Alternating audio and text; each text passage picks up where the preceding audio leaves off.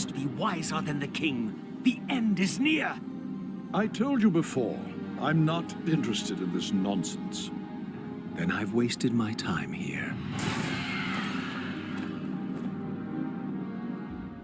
Warcraft 3 released back in 2002 with exceptional reviews and revolutionizing the real-time strategy genre with its groundbreaking CG storytelling and incredible in-game cinematics and camera work.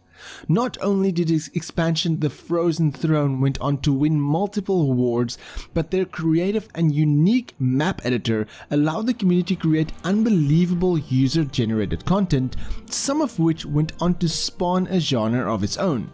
That being Dota, which is a MOBA or Massive Online Battle Arena for those of you that don't know.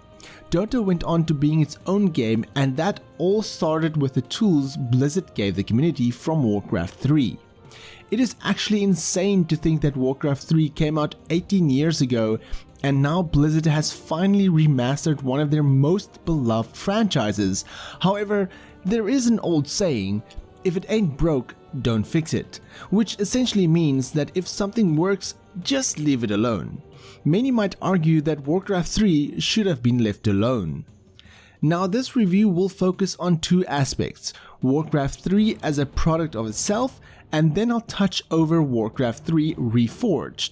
So if you're only interested in Reforged, then skip to the timeline on your screen, but if you want the whole package, then sit back, grab a cup of coffee, and let's talk about one of Blizzard's biggest and best titles ever, Warcraft 3 and the Frozen Throne. Warcraft 3 tells the tragic tale of Prince Arthas and his inevitable fall from grace.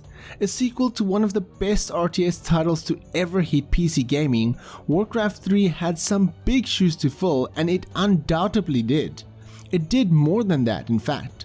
It does as you'd expect with any RTS, that being build a base, units, gather resources, upgrade your buildings and units with the ultimate goal of overpowering your enemies. It does it though with a unique twist with the introduction of hero units, each with the leveling cap and sort of a mini RPG aspect to them with item gathering and different abilities, as the heroes are essentially the heart of the story as well. With 4 different unique campaigns, there is certainly a lot to go around. Humans, orcs, undead and night elves, Warcraft 3 certainly does not hold back with the amount of content it provides. Back in 2002, this was a lot to unpack, and that is not even mentioning the groundbreaking world editor. As mentioned earlier, Warcraft 3 spawned many other maps as well as the famous Defense of the Ancients, or Dota for short. I don't need to talk about the impact Dota had on gaming, but it's all thanks to Warcraft 3. It had a fun and engaging campaign, one that saw their hero Arthas become corrupted by the power of the Lich King and ultimately take the Frozen Throne, where you see his choices and ultimately consequences in the expansion pack titled The Frozen Throne. Warcraft 3's story eventually kick-started World of Warcraft, but by now much has changed within the Warcraft universe that much of the original story doesn't matter anymore, unfortunately. Blizzard did try to retcon some of this with Reforged, but it didn't really work out the way they wanted to. Warcraft 3 had bright, vibrant colors, and as with any Blizzard title, had incredible CG cinematics that rose above any other video game scene at its time.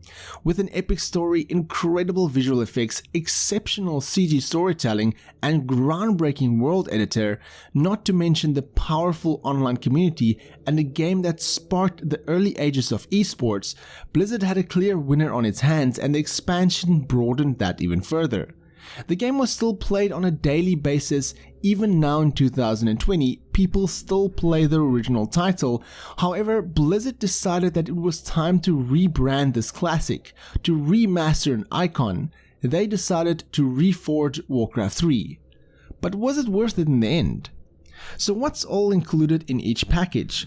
Warcraft 3 Reforged is priced at $29.99 and includes Warcraft 3 as well as award-winning expansion pack The Frozen Throne.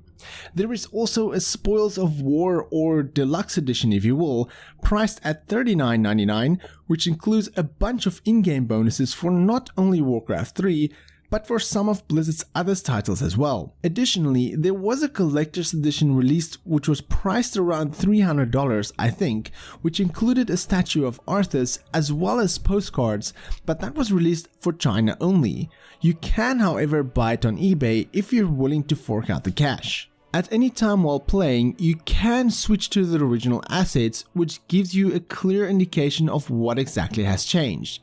This is something many remastered titles included, and I'm happy to see it within this game. Yes, you can switch out between Reforged and Classic look, but you'll need to go through a couple of steps to do so, and for some odd reason, save data is saved differently from Reforged to Classic.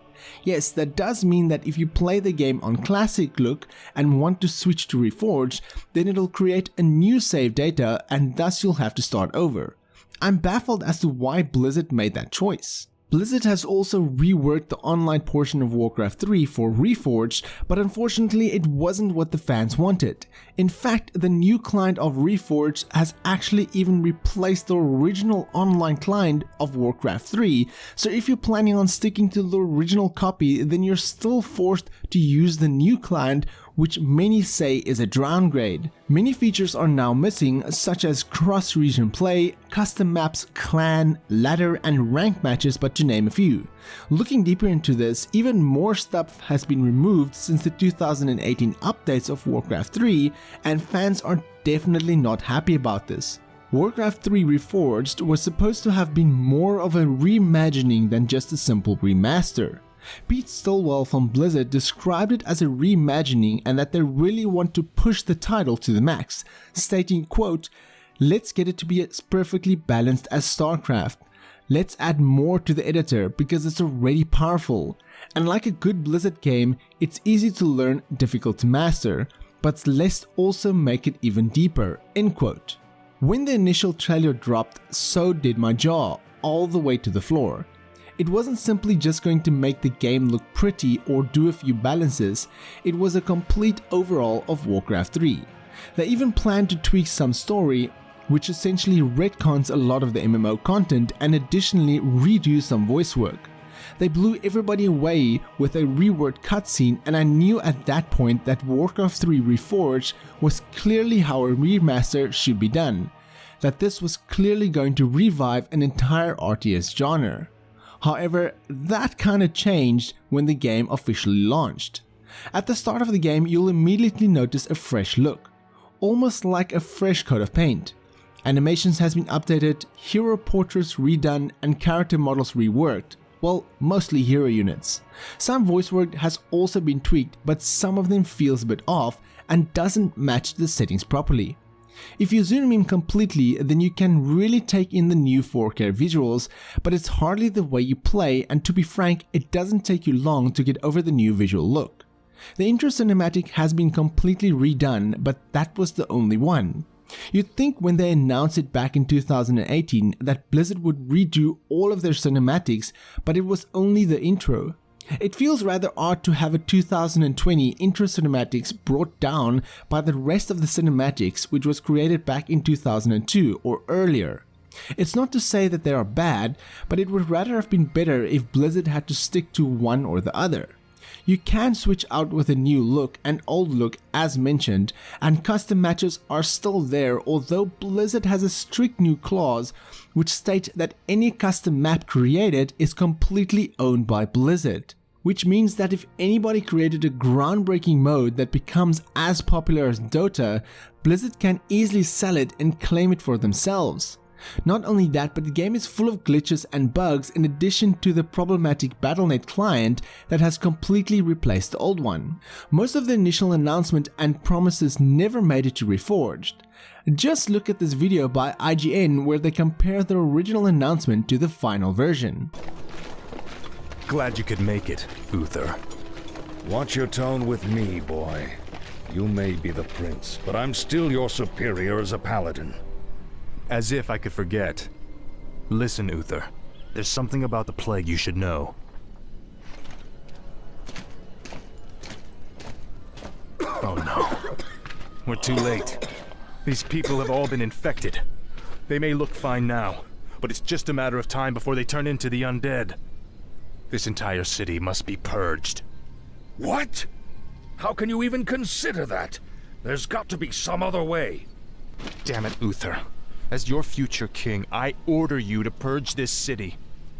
You are not my king yet, boy. Nor would I obey that command even if you were. Then I must consider this an act of treason. At the end, Warcraft 3 feels more like a port rather than a remaster, and definitely does not feel like a reimagining of the game. It is sad to see the community receive Warcraft 3 Reforged the way it did, as it is currently sitting at the lowest ranking game on Metacritic, and honestly it doesn't deserve that. It's still a fantastic title, especially if you've never experienced the original classic.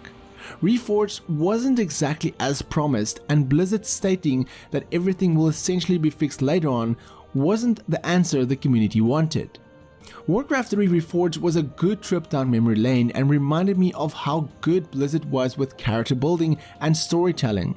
It's unfortunate to see a classic fall the way it did, and had it been priced a bit cheaper, then I'd easily recommend this game, but having played hundreds of hours of the original game with no issues at all, and experiencing numerous issues with the Reforged, it's hard to say that this should be a day one purchase. I'll definitely keep a close eye on this and jump in every often to see how it's progressing, but had I put a score on this, then I'd easily give it a 6 out of 10. I wish to thank Activision Blizzard for providing me with a review key for this game, and for more gaming content, check out the rest of my channel. If you enjoyed this video, then give me a thumbs up. If you dislike it, then give me a thumbs down, but please tell me why so I can improve on my videos. My name is Frank, I'm the RedTieGuy, and frankly, thank you for watching. Catch you guys in the next video.